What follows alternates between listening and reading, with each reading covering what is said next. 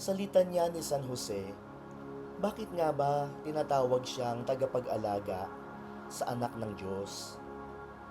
Si San Jose ang punong tagapagtrabaho sa kanyang pamilya sa Nazaret.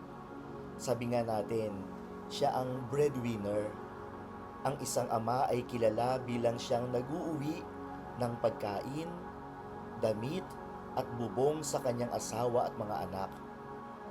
Bagamat hindi na ilalarawan na pinakakain o dinadamitan ni San Jose si Jesus sa kanyang pagkabata dahil ang mga gawaing ito ay karaniwang nakaugnay kay Maria bilang ina ni Jesus, tiyak naman tayo na si San Jose ang siyang nag-uwi ng salapi na pambili ng lahat ng kailangan sa loob ng tahanan.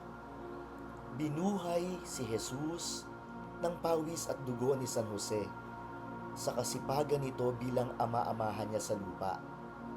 Di ba doon sa lumang tipan mayroong isang Jose na nagpamudmod ng pagkain sa kanyang mga kapatid na anak ni Jacob sa panahon ng tagtuyot sa Israel.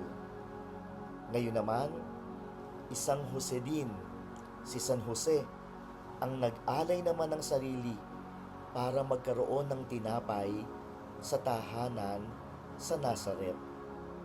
Si Jesus na magiging tinapay na nagbibigay buhay ay lumaki sa tinapay na dulot ng kasipagan ni San Jose. Ipanalangin natin na tayo din ay alagaan at tulungan ni San Jose sa ating mga pangangailangan ng katawan at lalo na ng ating espiritu. San Jose, ipanalangin mo kami.